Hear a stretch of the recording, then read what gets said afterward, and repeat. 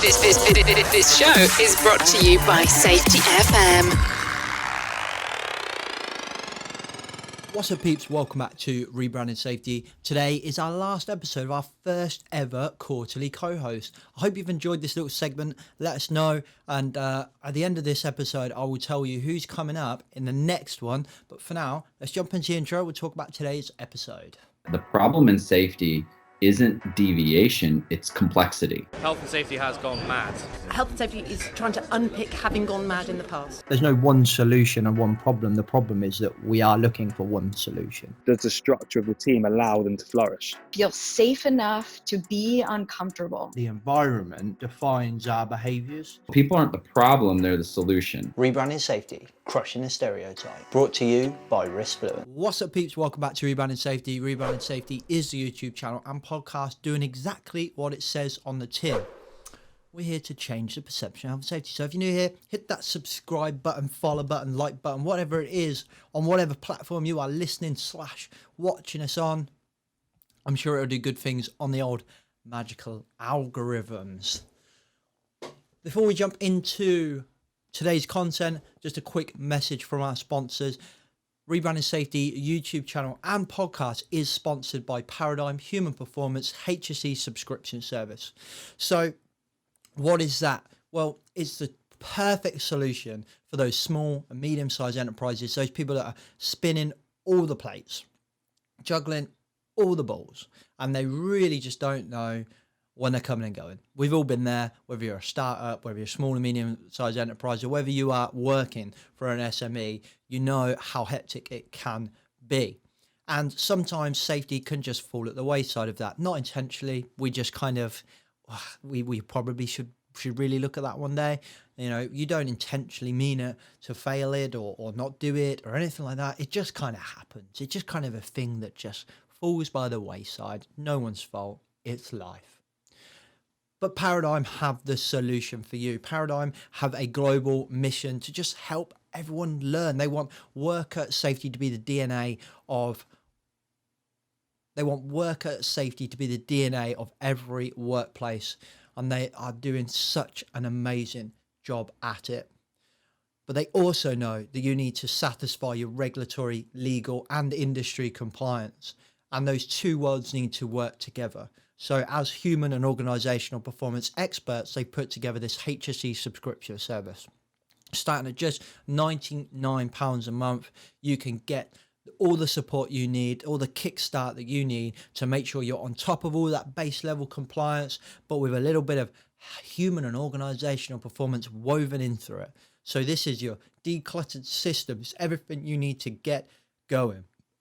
So check them out in the website description that's in below, or you can ring them straight up in the number that's below, or you can email them as well in the number below. If you go to their website and you're not really sure about it, then sign up for the Learning Organisation webinar, and you could just get a taste for what the Paradigm team are all about. You can get to meet them and listen to some amazing people and learn some amazing content. So check that out as well on their website.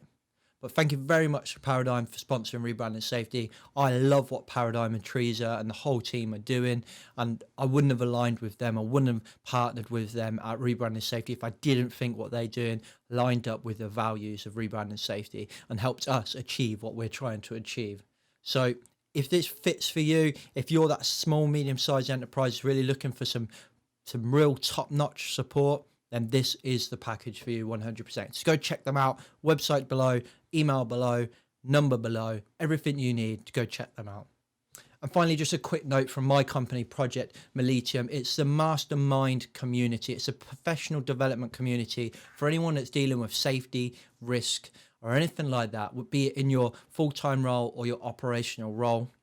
This is a place to be challenged, to learn more, to share ideas, help people with the challenges that get help from the people that with your challenges and help people with their challenges. There we go. It's a mixture of online calls, online resources and courses as well, and a LinkedIn group that's private and is so content rich.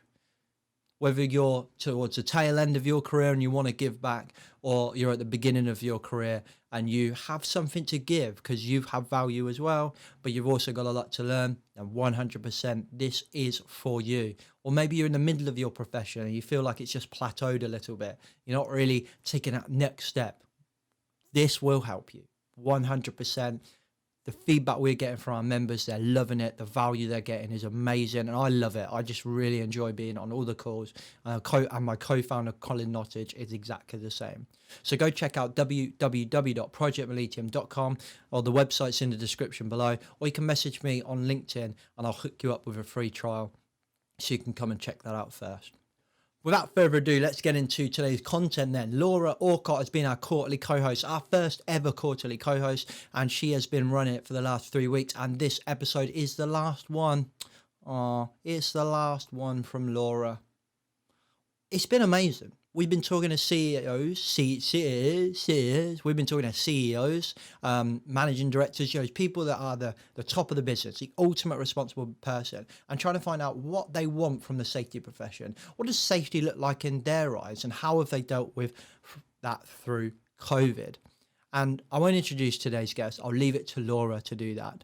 But thank you very much from the bottom of my heart, Laura, for making this quarterly co-host just work. Like, it was an idea that we thought was going to be good, but we weren't really sure, as per usual, if it was until we did it.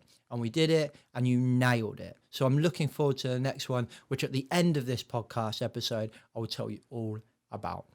So without further ado, let's jump into today's conversation with our co-host, Laura Aucott. Right, Nick, Laura, welcome to the podcast. Thank you very much for coming on. Hello. Laura, do you want to, as it's your last, it's my last co-host episode. I know, I'm devastated. What are you going to do without me? I don't know. We've got Nick Fisher coming up next, which nobody knows about yet. So there you go. There's the official announcement. I won't talk about that too much. I'll do that in another episode. But he's got himself a bit pressure now, isn't there? Like, yeah, definitely. Really I set the bar high for the quarterly co-host. So definitely. Yeah. And he's gone brave. He's not doing guests. He's talking just about his stuff. And I was like, okay, different. So I like that. Good. I'll tune in. No pressure on you, mate. Yeah, no pressure, Rob. Yeah, no pressure. Right. Do you want to just give us a summary of what you're trying to achieve in this quarterly co-host, and then introduce our guest today? Yeah, absolutely. So yeah, thank you for having me back again, third and final time.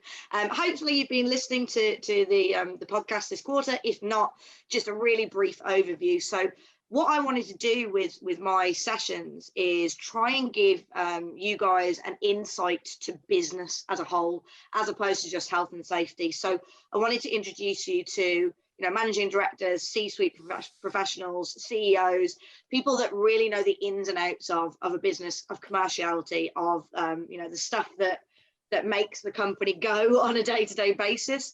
Because I truly believe if we keep health and safety completely siloed, we're never going to progress it to where it needs to be.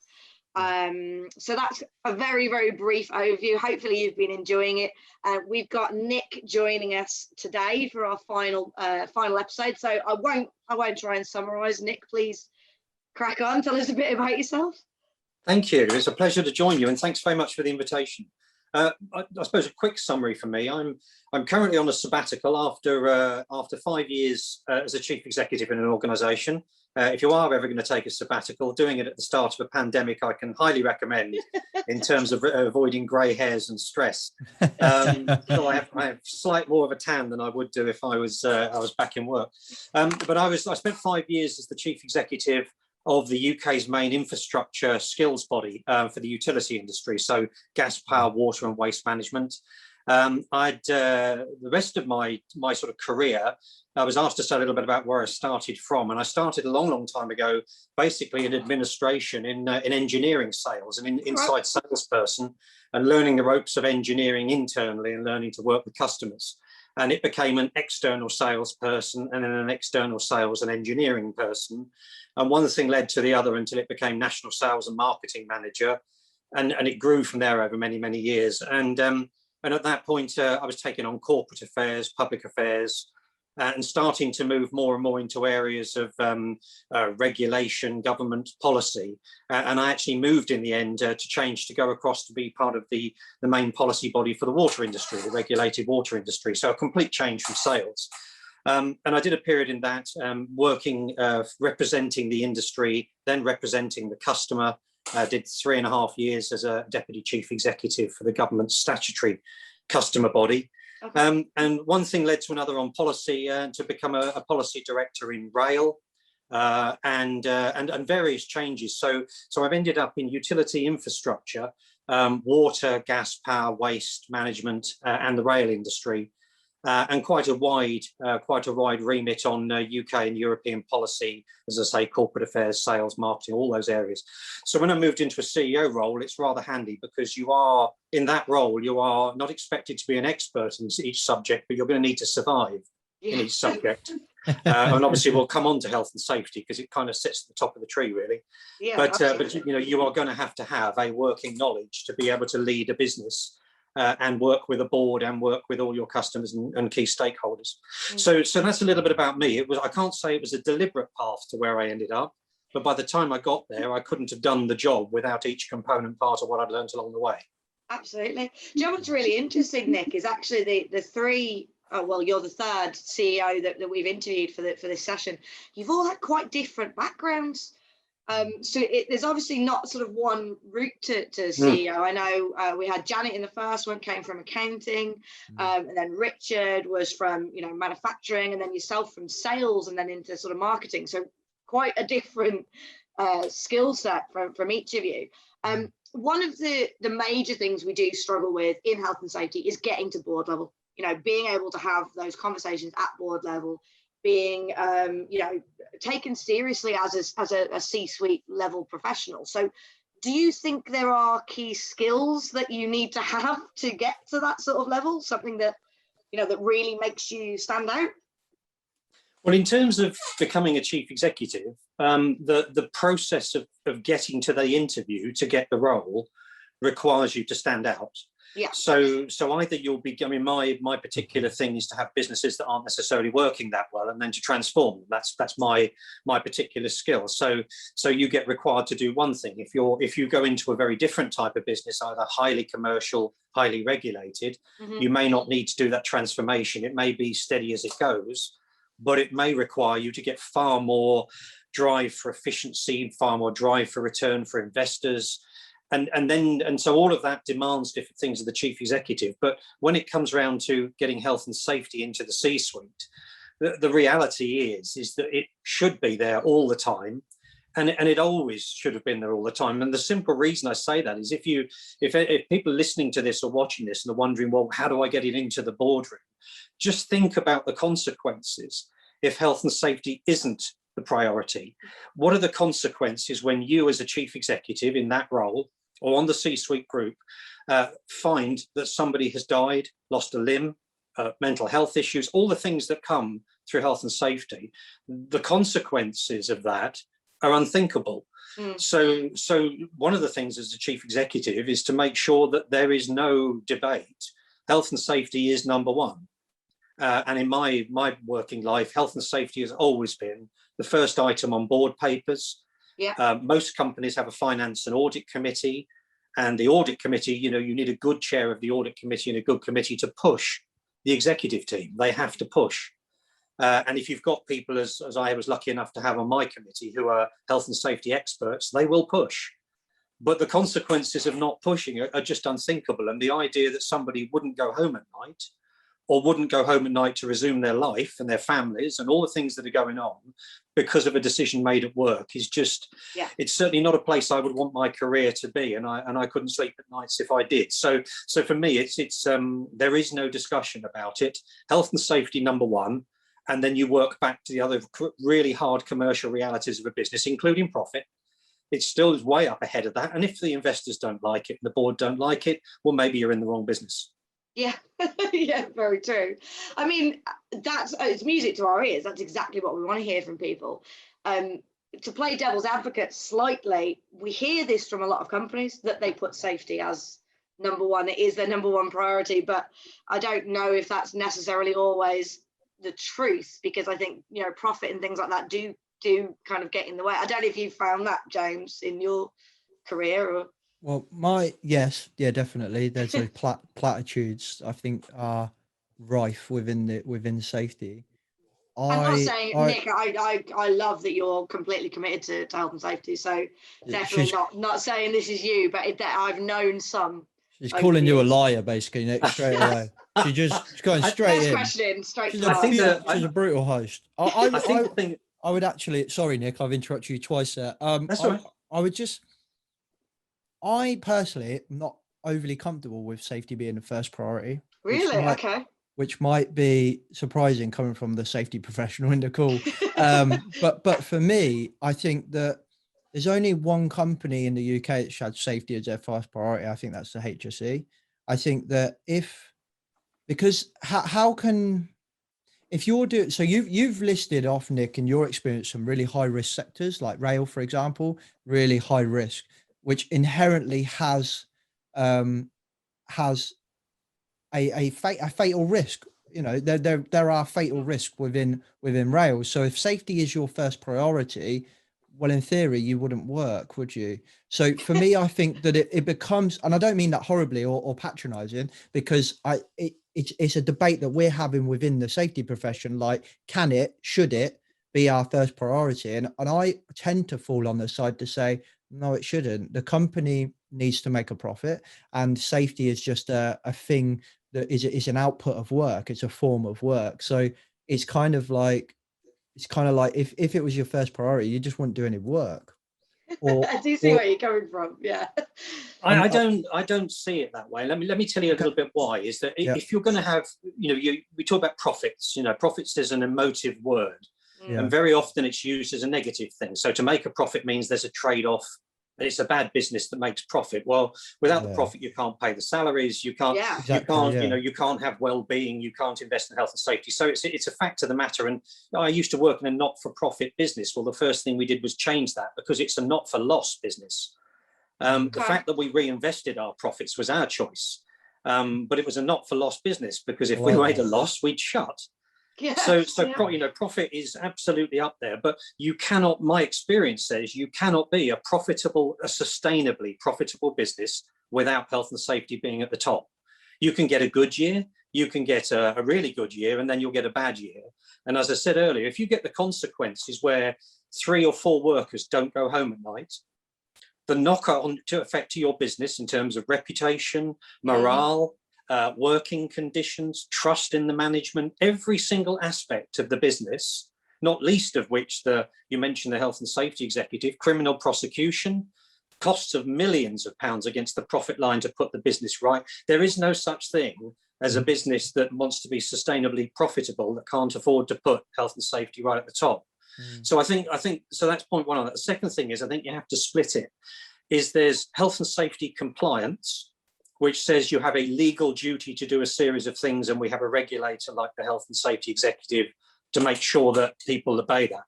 Mm-hmm. But the vast majority of what companies are dealing with on health and safety is cultural. And you can't use a stick on culture. So it doesn't work to have some poor health and safety director brought in and being told you're accountable for health and safety. No. The chief executive is accountable for health and safety. They bring in an expert in health and safety to guide them, advise them, bring them new insights to drive performance, all sorts of things. But the buck sits with the chief exec.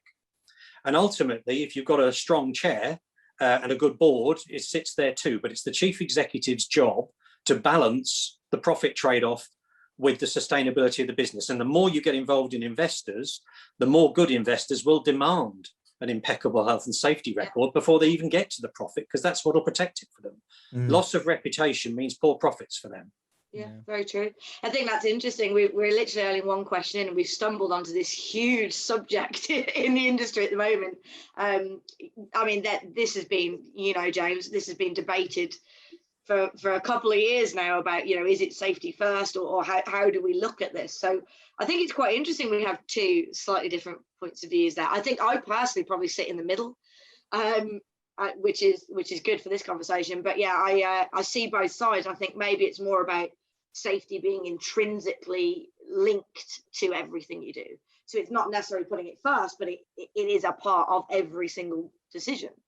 I think, Laura, to your point, I think it's interesting when you listen to what Nick's saying and listen to anything that I say, like we're saying the same thing, but different ways. Absolutely. So for me, I think that when we say things like safety first, I think the moral and ethical reasons behind that are correct and right and nice to hear, and it's a breath of fresh air to hear from Nick from a position of a CEO to say, no, it's my responsibility. And that's nice to hear from a safety professional, because normally I've spent 10 years being told that apparently it's my responsibility. But that aside, I think what the issue that I have with it, and maybe I didn't articulate it well enough before, is that it's not as simple as that.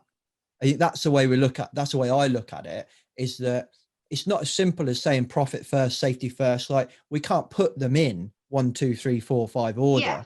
Exactly. It's dynamic and it's ebbs and flows. So, one day we're doing a job where, if that job is a £6 million contract, but it's really, really high risk, it's the pressure there is huge from both profit and loss and customer relationship and safety. But if the risk there is really low for that job, if that's a £6 million contract, but actually it's digital, you're providing a digital project, for example, and all it means is you're managing stress and DSE, probably, then, well, why would safety be first? Because safety is a really low risk. So for me, I just think it oversimplifies it a little bit, when actually it's really, really complex and it's really dynamic. Sometimes safety needs to be first, 100%. A lot of jobs in rail have to be safety as our first priority. Otherwise, we'll just be killing people left, right, and centre. But when we're talking about in the office, maybe safety is not our first priority. Maybe employee welfare is part of it. But for me, it's like, there's no value in putting it first, second, third, fourth. It's just like, these are our values of an organization, and it's dynamic as we go through.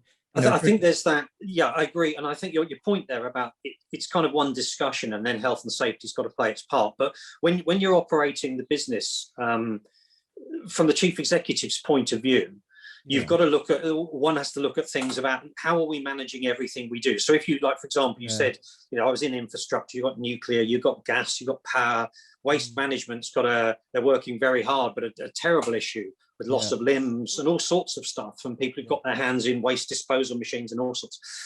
So I was in a sector that absolutely woke up in the morning with health and safety first. It drives everything. And I, you can literally see it. We had an incident a while ago where, people were saying about the health and safety police, oh God, it's the health and safety police, that burden.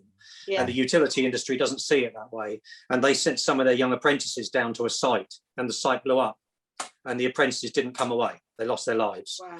So when you get a moment like that, and I'm so pleased to say I didn't have to get involved in that one, but I know the people who did, there is no substitute for that. I mean, what do you say to the family of a young worker when they don't come home at all because of an incident at work? Now, there's legal ramifications to look at. There's all sorts of things to look at, but the impact on the business is forever.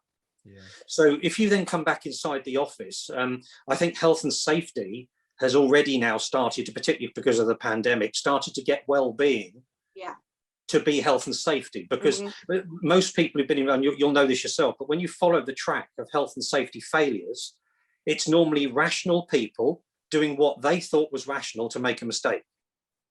We were talking earlier on before we came on and started this interview about the pressures of everyday life during lockdown. Well, while those are whizzing through your head, and children, parents, grandparents, everyone's relying on somebody to think for them, at that moment of thought, you may decide to turn left quicker than you normally would do, go faster to get home. It could be in an office finishing a job quicker, not thinking to finish off a piece of work that needed to be done to make something safe for the people outside the building. It could be all sorts of things.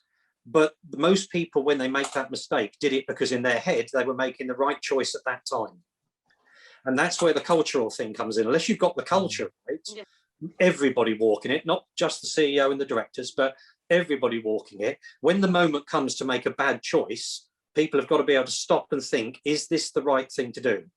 And whatever the environment is, in an office under great pressure, or outside with external risks, you've got to give people the cultural room to think, am I making the right choice? And if I'm not sure, who am I going to ask? Yeah. So you'll see far more during the lockdown of people having buddying systems, where if people are going to make decisions and they're not sure, they can pick up the phone to someone, normally in management, and they have an option to check. And the company's completely open about saying, go on, make a mistake, ring me and tell me you're about to fail. Because what they can do is to say to someone, there's no need, don't feel the pressure, don't feel pushed into that corner, don't do it. If it feels wrong to you, it's probably wrong. And it's easy to say, but to drive a culture like that takes years. And you've got to get everybody in the business, including the ones who think it's a waste of time, to start thinking for themselves and the people around them that if you don't think about health, safety and well-being, the company cannot function as a sustainable, profitable, good, happy business. It just doesn't work. Yeah, makes sense to me. I mean, the culture piece again is one that's huge at the moment, and I completely agree with you. A lot of it boils down to culture. I mean, it's probably a bit of a big question for the podcast, but when you were doing that in your last role and you're trying to get that culture to where it needed to be, how did you go about that? Is that coming from you? Is that coming from the safety professionals? How did that work? Well, initially, as a new CEO, it's got to come from the chief executive. So it's got to be just picking up the discussion we were having, but it's got to be more than I expect the chief exec wants us to tick that box.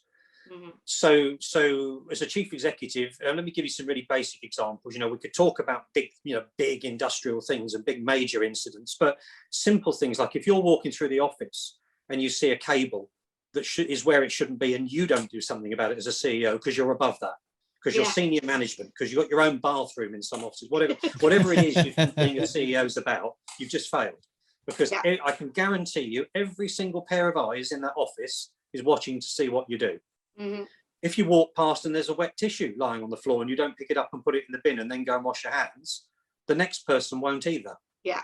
It's everything you do. The moment you walk in the room as a CEO, quite rightly, and that's what you're paid to do, you are expected to walk the values you say you believe in. And people are so quick, and quite rightly so, if they see a chink in your armor, you've lost. Yeah. So it's completely in your own hands. It's your brand. You can do with it what you like. If you want to be false about it and just tick the boxes, you can for a while. But if you want to turn a culture around, you've got to live it. And the second thing then is your executive team. Is basically you get to the point where you can't do it alone, and they are ultimately the high performing part of the business. So your executive team have got to have that same will because they want to do it, not because it's not part of an appraisal. But it is part of an appraisal, of course, to make sure people are doing it, checks and balances. But it's got to be because they also walk those values. And then it's the hard job, which is really getting into the business and actually getting the organisation to convince itself that being healthy, safe, and looking after each other is what you do because that's a good place to work, not because it wins an award, not because it gets you brownie points. It's because it's the right thing to do, because why would you want to work anywhere else? So I think it's the cultural thing is the hardest thing to fix, but it's got to start somewhere, and people are looking for insincerity, and if they find it, quite frankly, you might as well get rid of the chief executive at that point and get a new one, is my argument. Yeah, fair enough. It's interesting exactly what you were saying about it coming from leadership. We've been having a similar journey internally in our company, in the recruitment company, when it came to COVID measures, getting people back safely. That was the first thing we said to the whole leadership team. It's got to come from you guys. If we're saying that they've got to follow these guidelines, they've got to follow these rules, and then they see you ignoring them because you think, oh, well, I'm a director, I don't need to do that. You've already lost the war, haven't you? And Absolutely. So it's an interesting one. James, I don't know if you had anything to add on that point, or... I'm pondering, if I'm honest, on my experiences, and I think I kind of echo what Nick said there. That like values can quite quickly become platitudes, if you don't live them. And I've worked in many companies that don't live their values, and they become transparent. No matter how many walls you paint them on, lanyards you print them on, or coffee mats that you put them on, it's there. And it's all and that's the thing with me, and that is also in line with the safety first stuff. Do you know what? If I found the company that said safety first and actually lived it, and actually safety was genuinely the thing that made the decisions in the key places or in all places, then I wouldn't have a problem with it. But in my experience, it's just another platitude. So if people live it, then it's true. And I think as well, from a leadership point of view, it's like what I see a lot of the time is you get like a CEO come through the room, to use Nick's example, which I've kind of lived so many times, is that they'll do one of two things. In my experience, they will not pick up that cable and go and tell the health and safety manager, officer, advisor, whatever, that somebody's left the cable out in the way, and that health and safety person needs to fix it and make sure that doesn't happen again. And which my response is always like, so you just walked past this thing that you thought was unsafe and then come and told me about it when you could have just fixed it. Or they fix it and then they try and hunt down the person to blame them and say, you were naughty, you didn't do this, which doesn't fix the issue either. And I think just having somebody, I think how powerful would it be to see a CEO walk through the room, fix something right on the spot. There's something that's not right. They fix it there and then, and they just walk on. For me, that communicates a message more powerful than anything that you could write on a lanyard or print on the wall, in that if we have a problem, the CEO's value is just fix it and crack on. For me, from a safety point of view, that's everything I want. I want a person to go, this is not right. Can I fix it? No, I can't. I need help. Can I fix it? Yes, I can. Fix it, crack on. Not create paperwork and systems and policies and procedures. Let's just get the job done. Yeah, and that doesn't just apply to safety, isn't it? I think that's just a good leadership lesson. Yeah, overall, yeah. If there is something that needs doing and you have the capacity to do it, it's very similar, Nick.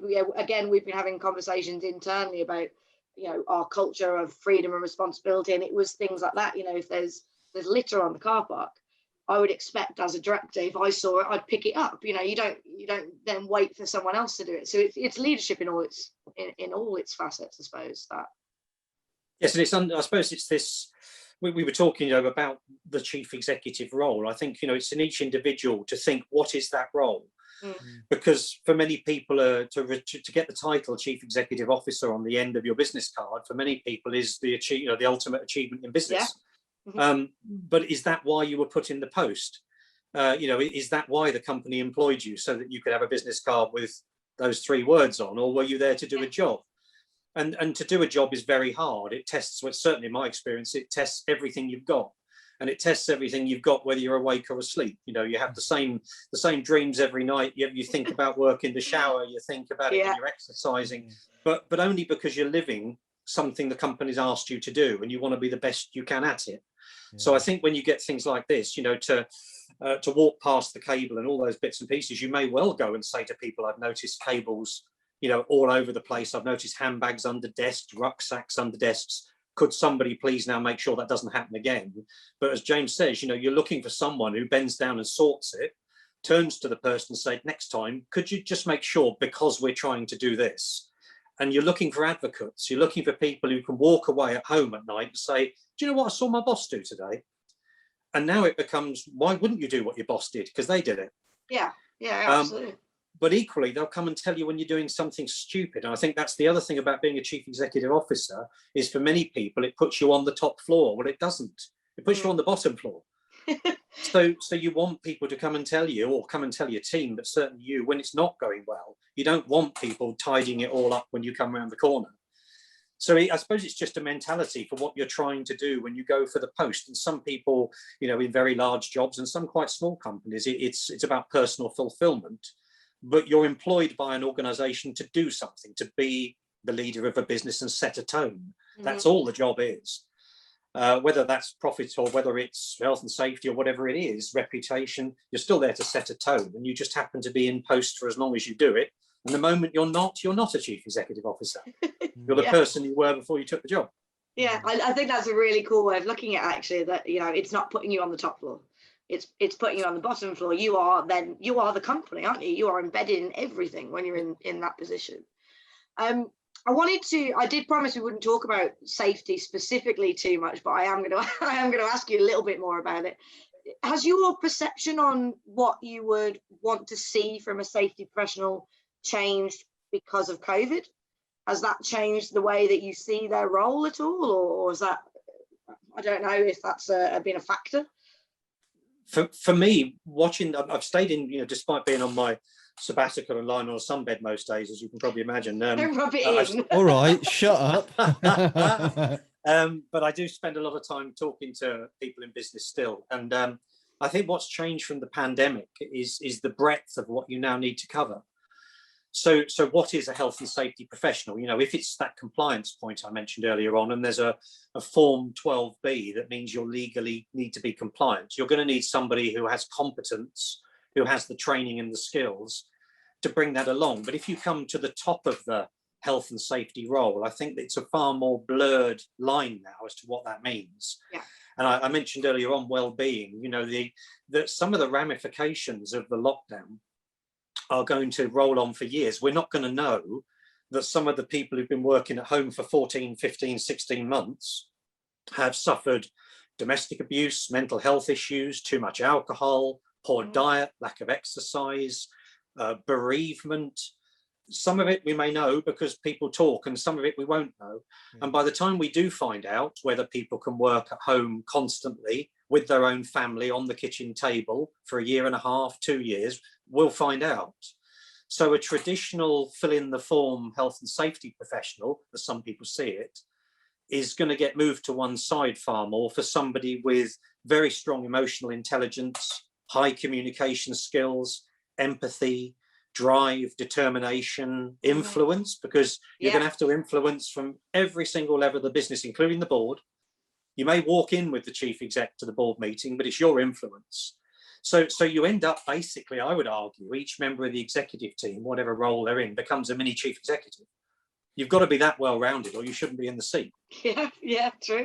And true. look at where we've come to again, Laura, like soft skills yet again. Yeah, it's the same message all the time, isn't it? And I love it because, it's what we've been preaching for a number of years now, but it's nice to hear that reflected back in these conversations. And we didn't lead, and we didn't, I promise we didn't lead the conversation. I think, Nick, to add some context to what we're talking about, I think in the safety profession, we're having I want to say battle, but that sounds a bit harsh. A debate within our profession as to what are the skills. What is, you said it a minute ago, what is a safety professional? Really, what is it? I genuinely think it's one of the most complex roles within an organization. One day we're lawyers, the next day we're engineers, the next day we're psychologists. And how can you have one person look at all three of those? Because ultimately they're very different people that are lawyers, engineers and psychologists, and they have different traits and different personalities. But where we have traditionally fell down with safety and where we struggle now is that softer side, is the more psychological, cultural, social side. And there's a big debate around, should we need to do more of these soft skills, and then people be like, well, we're a technical profession. And it seems to be, we're coming back to this kind of safety one debate. It's one or the other. And if we're doing the same with this, for me, I think we're all going, it's one, are we the softer or are we the harder? For me, I think it's both. Like if I'm building a safety team, let's say I was a director of safety, right? And I'm sitting there and I'm right, James, here's loads of money, build yourself a safety team. I want someone who is really analytical, details orientated. They're a bit of an auditor, and frankly, someone who's probably a little bit of a stickler for the rules and a pain in the ass. Like someone who's really, I get the law and I'm going to hold you to account. I want someone like that. I really do. And I also want an engineer, someone who looks at systems. They understand systems, understand complex piece of machinery and complex, subjects like chemicals and fire and so on and so forth. But I also want someone who's really good at influencing and someone who's really good at softer skills, communication, empathy, emotional intelligence. You're singing my hymn sheet there, Nick. But James, do you want them all in the same person? No, because I don't think you can. Yeah, that's my concerns. If we're trying to put too too much on one person. I think it's very difficult to say I need someone that, you know, is technical and legislation, and, you know, they're a stickler for the rules, but also, you know, they're very fluffy and they know how to engage with people. I don't, we've talked about this previously about whether we can teach those skills to people. I think we can a little bit, but people are kind of innately who they are. I'm going to have to come back on being fluffy to engage with people. I mean, for heaven's sake. Maybe fluffy was a bit facetious. Apologies. But let's take some of those bits, because I think there's a question about, we were talking earlier on about the C-suite. I think there's a difference between the person who leads the organisation in that area and the team they have around them. So some of the strongest people I had working for me when I was a director of policy in rail and also in the water industry were slightly towards the autistic end of the scale in their attention to detail, and in some cases their inability to, they would see communication as fluffy. Like they would genuinely see it as fluffy, as an unnecessary point. The fact of the matter is, on that slightly autistic end of the scale, they saved our bacon every time because they missed nothing. Yes, true. And when they found something they didn't like, they would not pack in. So you can't not, I agree totally with James, you can't not have that skill, otherwise you miss tricks, you get things wrong. But if you can't, then if you don't have the skills within the team to then take what you've learned and break it down into the types of communication that allows every audience you've got to influence to hear you, you become lobbyists. And policy people are cracking for this, is they, you know, I know so much about my policy, I'm going to get you to believe me. Well, it's not. It's about influencing the other person so that everything they want comes through your policy. Your job is to sell. I mean, people said to me, how did you switch from sales to policy? It's simple. Same job, different thing in the box. Absolutely. It's psychological influencing. It's knowing when to build total trust with people. So when you speak, they can trust what you say and know you will do what you say.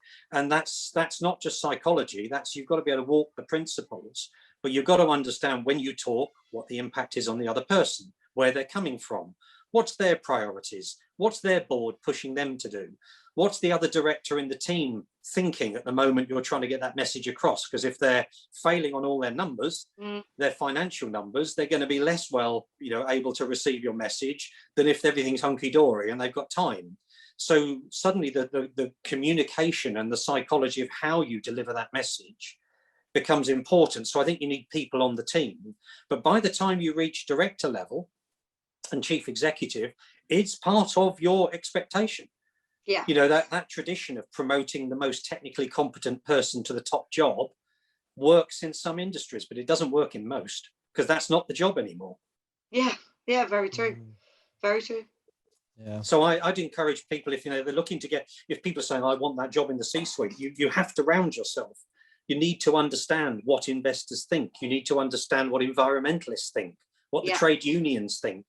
You know, it's your job to understand what the staff feel in the jobs that won't get the bonuses and won't get the change of salary every month, but your business depends on them, as much as it is the high performing, you know, bring in new business, break a new market, all those things, shut down a difficult complaint, all those high flyers. They're only high flyers because the rest of the business gives them the material to do it. Yes, that's true. You know, it's to say, I don't think it's, I take that you've got to have a well-rounded team, but by the time you reach the top, if you want to be at the top and the business wants to be good, your expectation is this person can now do the lot, but they'll be stronger in some skills than the other, which is why you then train. And you train and you train and you train. And being in a C-suite job means it's like being an athlete. That means when you wake up in the morning, your job is to read everything you can, to train yourself constantly, to cover your gaps and make sure that anything you're bad at, you learn. And where you're exceptionally strong, you might back off a little bit to give yourself time to go and learn. But that's the job. You're a top performer. And as I say earlier, if you really don't want to be in that mindset, then don't do the job. Go somewhere, you know, go be happy and go and do something else. You should be pushing yourself every single day to make yourself a more rounded individual than you were yesterday if you want to get those jobs. It's a really interesting way of looking at it, because I think there's sometimes a misconception, isn't there, that the more senior you get in a business, or you know, the closer to the top you get, then you're meant to be an expert and you know it all, and that's it. But actually, you're right. It's a constant journey, isn't it? It is something you're always developing. I always say I do I do say on LinkedIn that I'm a health and safety recruitment expert, but nobody's an expert. Nobody's an expert. We spend a huge amount of our time on professional development, on like you said, on upskilling. I'm doing a qualification at the moment. You're reading legislation. You're attending events. It is a constant journey. And so I completely agree with you. I think that those who think they are, they know it all, they've done it, they're at the top, they probably aren't the people that we want. People, and it's a journey thing, this, to use that awful phrase, but it's a journey because they may have been the people of the past and done very well at that. And that doesn't mean they were wrong.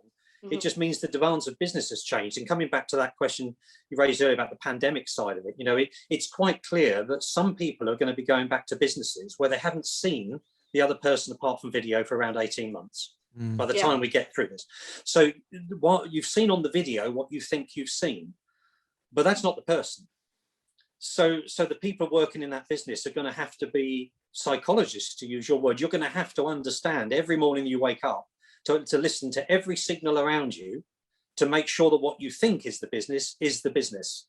And where it will show its ugly face will be in health and safety when it goes wrong. Yeah. And it may be personal issues, it may be family issues, but it could be the ultimate things that we get of, deaths and serious accidents.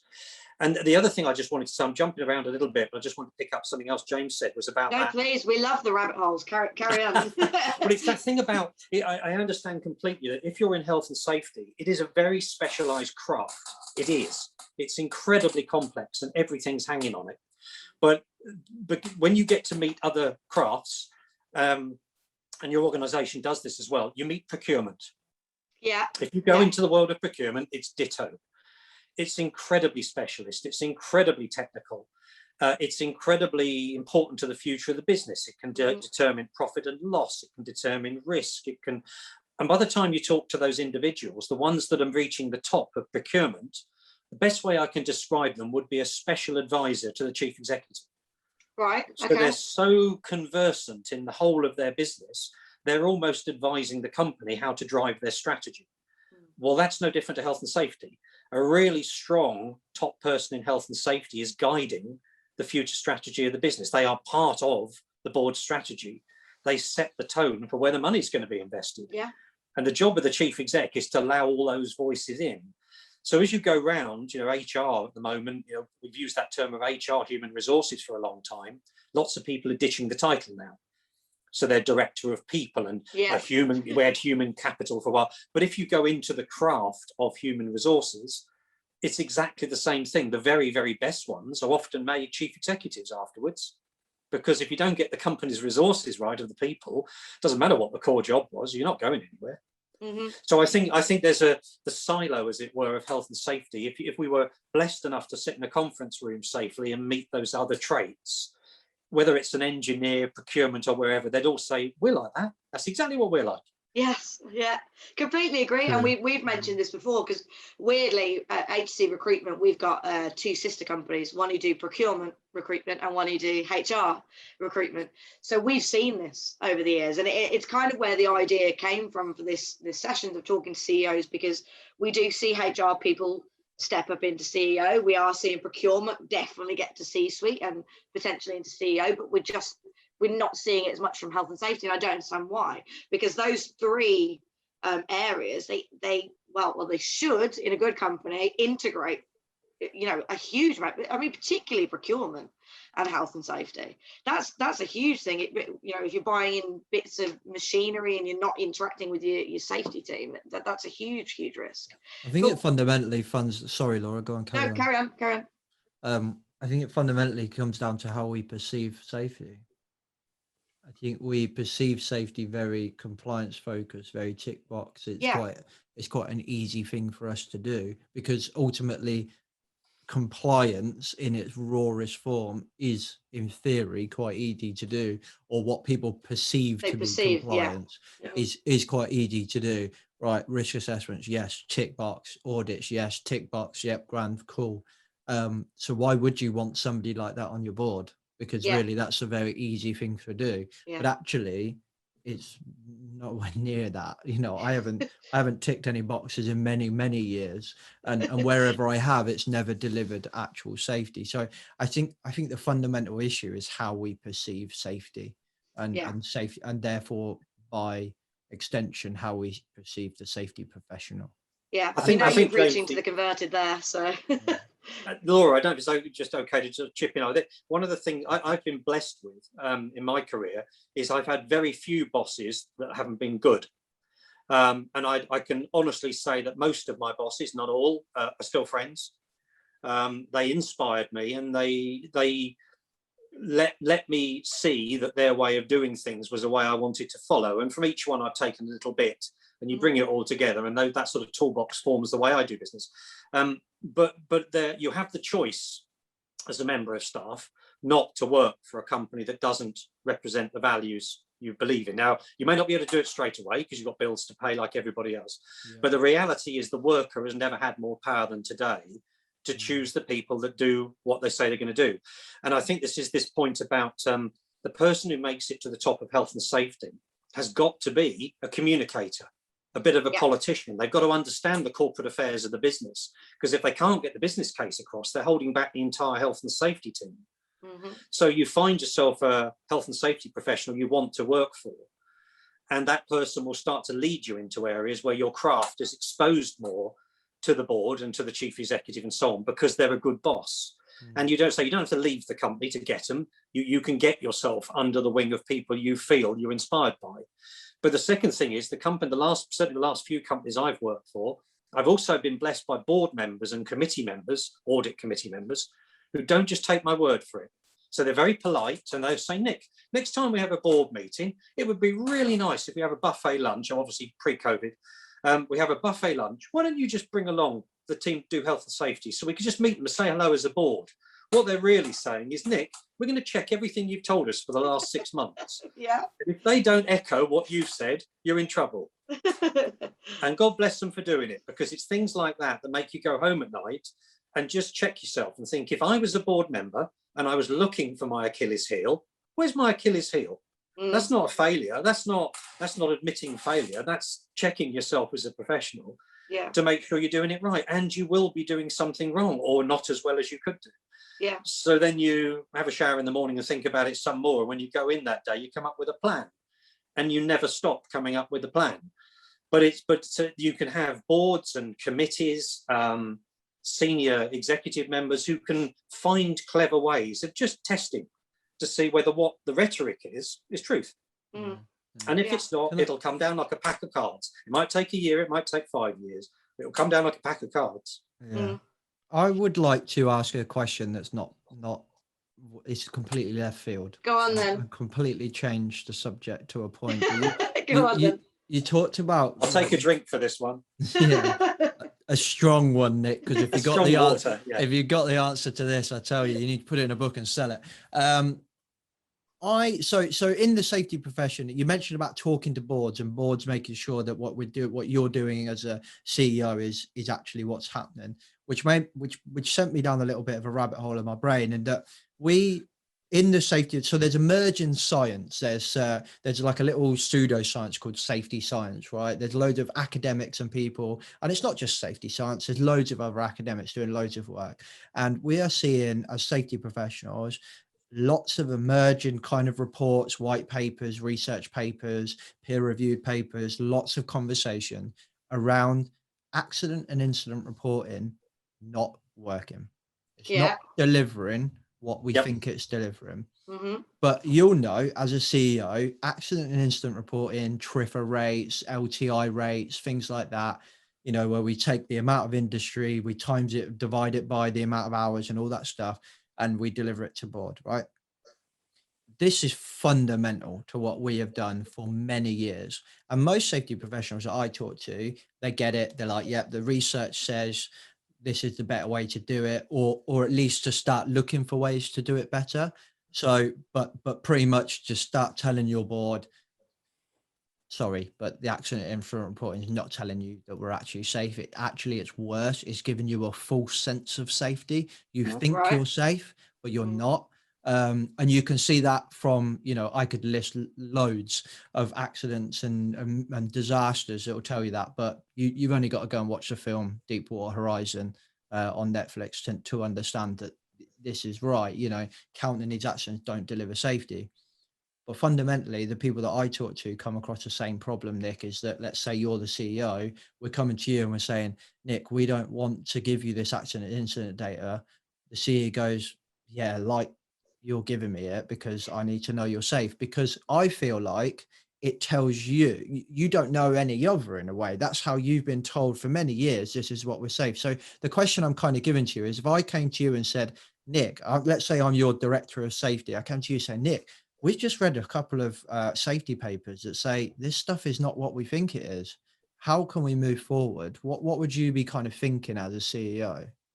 Well, the first, if somebody was looking to change the way the company did health and safety, the compliance side I was talking about earlier on, that forensic form filling is what basically keeps the chief executive out of prison. Yeah. You know, let's be blunt about it. Yeah. If you make the right mistake, the wrong mistake, but the right mistake to get you in the right position of regulation or the courts, you are going to prison, and you are possibly rightly going to prison. Mm-hmm. And whatever it was you caused may have caused irreparable damage to the life of people who put their trust in you to come to work every day. Yeah. So as a chief executive, the first thought in my mind, to answer your question, James, if someone was to say, I have a cunning plan, that dates me, unfortunately, to Baldrick, but bear with it. You can get it on all reruns, everyone. You'll get into it. Is the first thing I'll be looking at is protecting myself as a chief executive to make sure that the compliance side was covered and I'm not vulnerable to actually making some form of major failure by ignoring the data that's coming into me that's been built over years. That would be my immediate gut reaction. The second thing I'd then want to do is to understand the position of the person who was giving me that feedback. And when someone says to you, you know, there's a new way of thinking, I've read a paper, I've got a thesis, or just I've been watching the culture of our business and we're monitoring the wrong things. Yeah. The question then is, how do you let them try to test their theory in a safe way, but give them room to fail? So you're probably going to say, take a small group offline and try with the business to see whether this way of working might work, or get your company out and about. Obviously a lot easier pre-COVID, but out and about to meet the companies who've got those ideas and just listen, hear what they've got to say, talk to them, talk to their workers ideally, and see how they feel, because often the management may have a cunning plan, but maybe the people who are actually delivering it don't feel the same. Yeah. So I think from that point of view, then there's a measured way of dealing with it, but it's unlikely that what somebody comes up with is immediately going to turn around everything you've done for 20 years. Yeah. It's very likely that there's a smarter way of doing it. Yeah. And for me personally, because I've been in a utility infrastructure background for a long time, they have a system called test and adjust. So you don't do test and fail because you can't afford to fail. The consequences are too high. But you test something and then you adjust your processes to suit. And then you test a bit more. And you keep going and you keep refining and you keep getting better. But there's plenty of room in many, many businesses to try that new line of thought, or the paper that's been read, or the just intuition that says we're measuring the wrong things. And that's where it comes down to this chief executive. If they're a closed book, if they don't want the hassle, if they don't want the workload, they're the wrong person, because it doesn't have to be them doing the job, but they do own it. It's their responsibility, it's their accountability to let the business breathe enough to go and find what it needs to do for the next 5 years. But I would come back to that point as the breadth of what surrounds you as a chief executive, the requirements of you are so wide that the immediate reaction can be, I don't really want to change anything. Does this still protect me? That's okay, as long as you don't vocalize it. Yeah. I think you've touched on a really important point there, Nick, and that's something I've been trying to tell people, because there is a moving kind of trend towards this stuff. So there's one particular book that comes to mind that kind of gives an example of, you know, pretty much taking a pretty dramatic step of just removing all accidents in investigation and not telling the board about it whatsoever. And for some people that has worked, and, you know, a couple of big companies coming to mind, and it works, and I get that. But I think for most people, to your exact point, I think what it does actually is it just scares the living daylights out of the board, because that is their psychological safety. That's what makes them sleep at night. Whether we know it's right or wrong, it doesn't matter. But for them at the moment, that's right. That's what tells me I'm safe. So it's kind of like that old adage that my old boss used to say to me is, yeah, James, you keep coming to me with problems, but what I need some solutions. You know, so it's kind of that. Yes, we're being told that accident incident data reporting, etc., is not really delivering what we want. That's fine. We also need to go to the board with something else, which most people do. And I think that if you take most businesses have an absolute health and safety target of 0 fatalities, don't they? And 0 categories, certain categories of accidents. Now, obviously, we could be talking about anything from retail here to trains to, I realise we're trying to cover everything. But if you take that basic philosophy, by the time you get yourself to board C-suite level, most companies have a philosophy of 0 deaths, 0 serious accidents. Yeah. And then after that, you have to be realistic that you can't avoid everything. So then you have to work out. So good to hear, Nick. Thank you very much. I thought you'd like that, James. When you said 0, I was like, oh my God, he's going down a 0 harm route, and I don't know how I'm going to deal with this. It's so good to hear you acknowledge we can't remove harm, because there's so many people that are just like 0 harm, 0 harm. I can't walk down the stairs without hurting myself. You know what I mean? Stub my toe or get a paper cut. It's not realistic, to your point. So sorry to interrupt you, but it was worth interrupting. Thank you very much. And that's you're making exactly. We're absolutely mirroring each other on this. It's that you have to look. One of the things would be, if you take a 0 target for fatalities and serious harm, you then have to look at what are we trying to achieve in the company at that top level, including the board. So what is it we want to achieve? And if someone says it's 0 fatalities, it's an obvious thing. Of course it is. But achieving 0 is going to require you to model the behaviours of your business and understand where fatalities might occur. Now, again, I'm blessed to come from an industry mostly in my career where that's their every waking hour. They live and breathe it. They genuinely do, and they still get fatalities. So you start that way and look at the demands of the businesses and the weakness of the businesses, and then you work to model those out, and that will naturally bring in areas where you're saying we're stale. We have run out of new ideas. And somebody will say, I was only at a conference last week or on a Zoom call, and someone said there's a new philosophy on this and it drives culture. And that's where culture comes in so much, apart from compliance. You get the culture right, you'll get the compliance. So by the time you get down to sort of accidents where you will never get 0, people normally set themselves at 2%, 4%, whatever it is.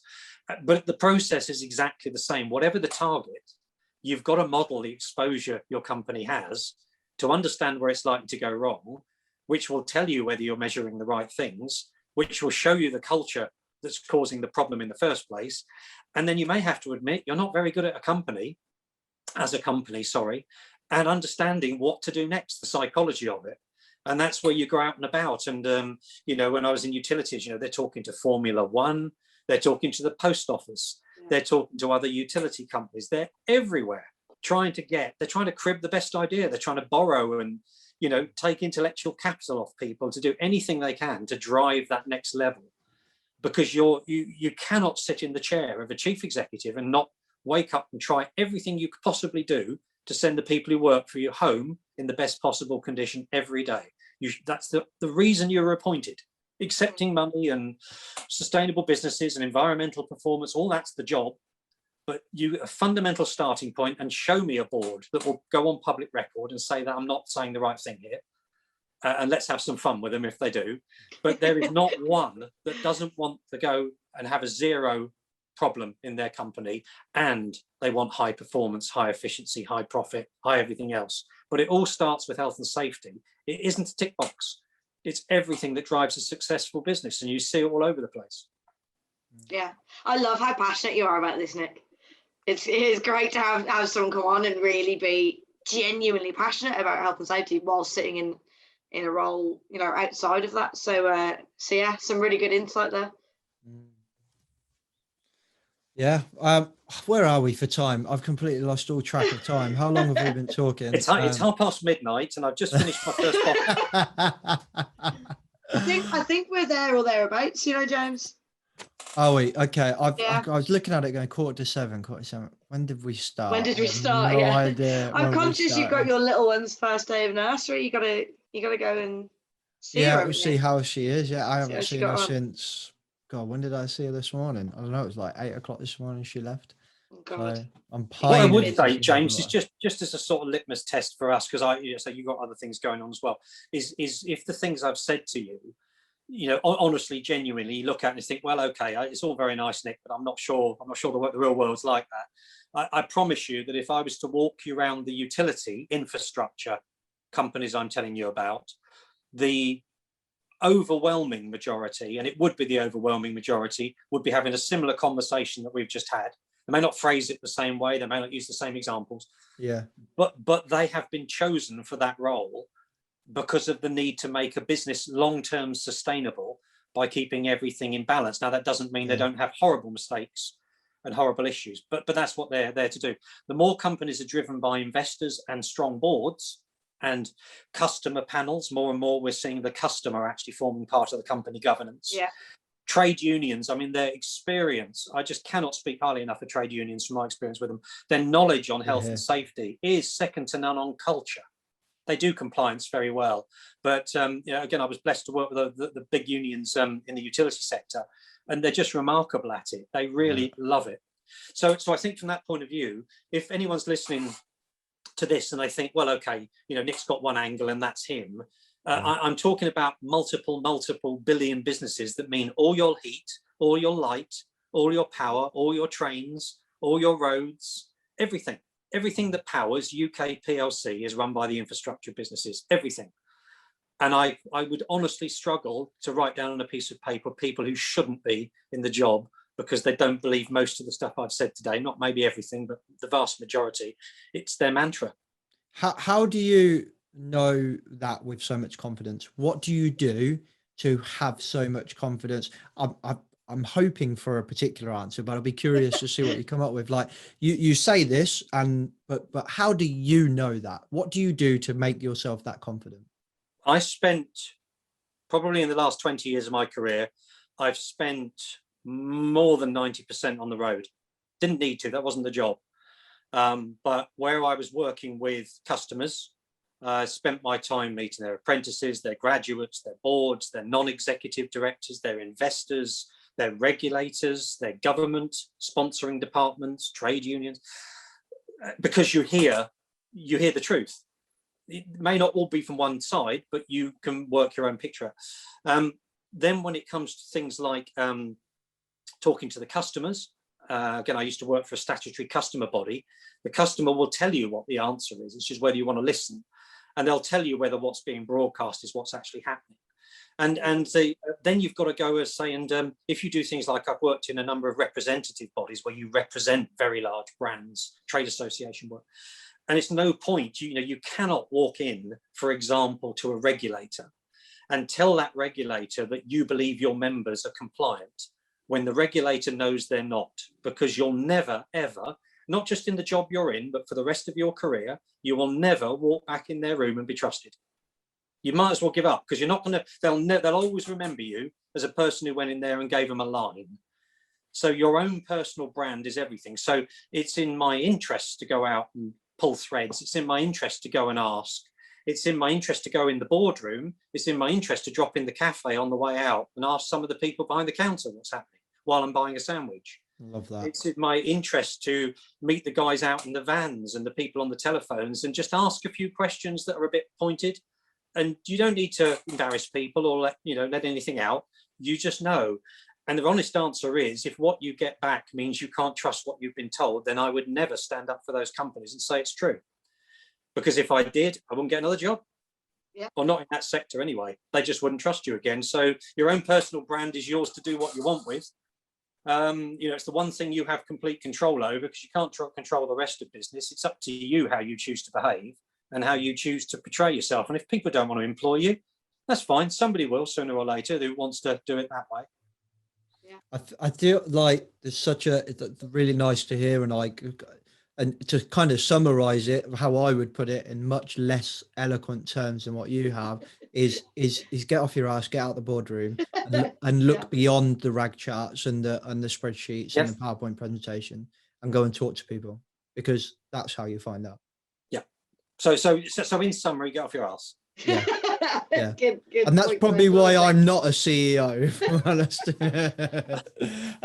No, I think that's something that will be kind of music to many of the listeners' ears, and that they're all trying to say the same thing. And if I'm honest, Nick, actually, I think that you've kind of throughout this a little bit of a, I can't think of the right term, but a little bit of a call to arms or a call to accountability for a lot of CEOs out there, that it is your responsibility and you need to get off your ass. And it's really refreshing to hear from another CEO kind of shout out to other CEOs. Some of you may need to do a bit better than what you're doing right now. So I think that's been really interesting. So thank you very much.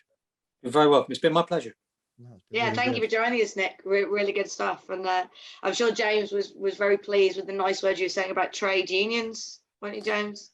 I don't think Nick knows where you work. I work for a trade association, so I work for the Glass and Glazing Federation by day, so I'm their head of safety. And yeah, I think to your point, they're undervalued in my opinion. Like they're powerful community tools, they're collaborative tools that, you know, and we as a safety team within that federation, you know, we are so well placed to have some real powerful impact. And I think within the UK, I don't think we utilize trade associations well enough. I think we maybe perceive them as a little bit old school, little bit of men in smoking jackets kind of thing, but they're not that anymore. Whether they were at any time, I don't really know. But, you know, now I don't think they're that at all. They're real communities that want to drive better business and better industries. I think without having another ad together on this, but one of the things about trade associations, there's some very good reports out about external, you know, as a trade association, your job is to represent someone. So whether you're doing that effectively is in the eye of the beholder, not in the eye of the trade association. Yeah. So all the people you're trying to convince, if they can't tell you you're convincing, then you're not a good trade association. So when you talk to politicians, for example, trade associations are often lobbyists. And you'll hear the term, they go to the lowest common denominator, or the member who puts in the biggest fee gets to say the most. So depending on what you want to run as a trade association, and my last body represented the members, but we weren't a trade association, but we did bring them all together, our job was to be a credible and trusted advisor. Now that often meant falling out with the members, and then it's down to your skills on how you fall out. But you cannot afford to go and look someone in the eye and authority and say your members are all sparkly and shiny when they're clearly not. And if your members don't like that, don't be part of the association. Go and spend your money somewhere else, because I'm not walking in to a government minister or a health and safety regulator or whatever it is to tell them everything's rosy when it's clearly not.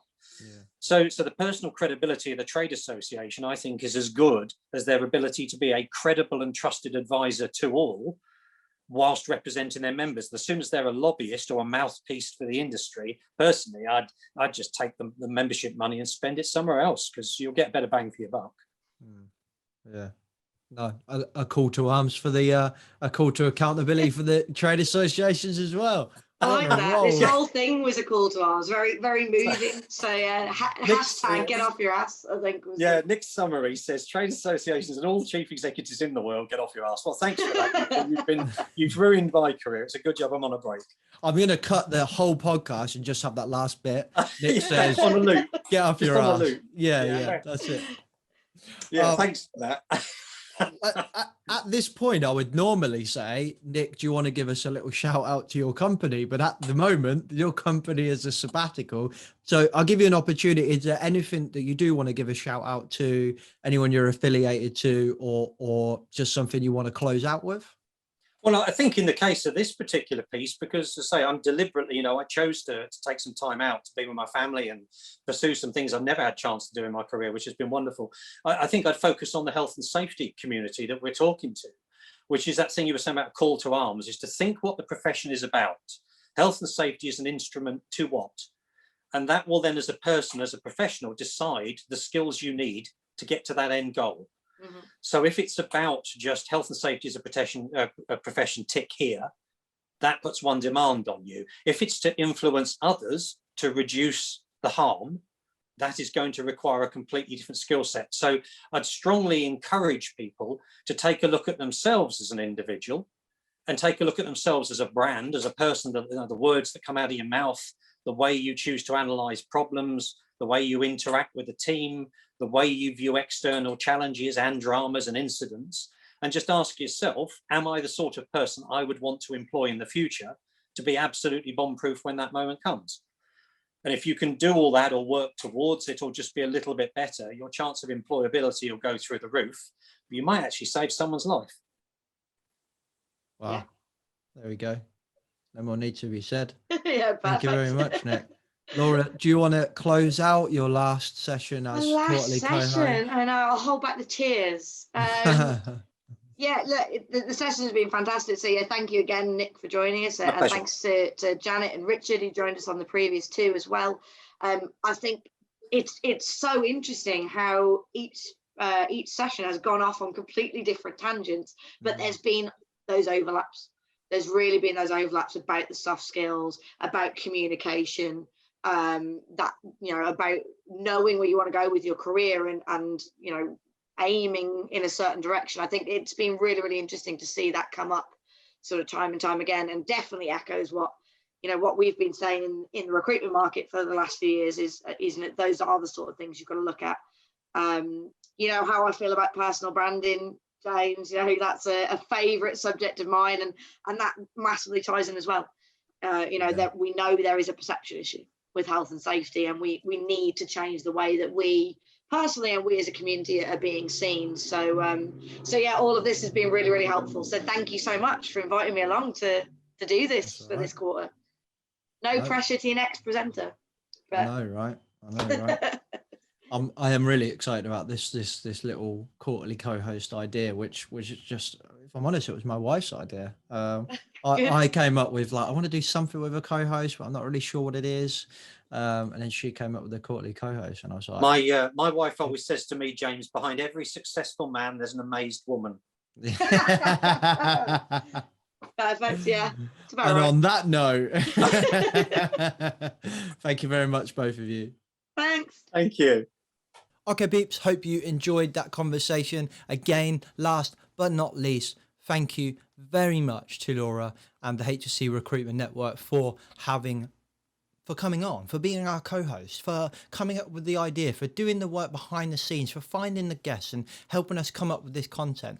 It's been great fun. I've enjoyed it, and the people you've found and got us for guests have been amazing, and it's been really cool to have somebody else kind of asking the questions, having a bit of a three-way chat about it, and this has been really interesting because I had a recruiter, a safety professional, and then a CEO or a kind of operational director in the call to really kind of hash out some of those discussions that we safety professionals are talking about all the time. So it's been a fascinating mini-series, fascinating quarterly co-host series. Thank you very much, Laura. And thank you very much to all the guests that we've had on. I look forward to the next one. So what is the next one? The next one is a gentleman called Rob Fisher. Rob Fisher is prominent in this new view space. He runs a podcast called the Essential Leadership Cycle podcast. And he's going to spend 3 episodes telling you how to do what you need to do. This is a step-by-step process. We're going to take you through how to get started. Could you have asked for any more? No guests, no nothing. Just Rob telling you step 1, step 2, and step 3. Everything you need to know to get started to be better at safety, to have better leadership, to have that essential leadership cycle, so to speak. So I'm looking forward to that one. I'm looking forward to Rob being a co-host. I'm looking forward to just having 3 good, in-depth, long-form chats with Rob.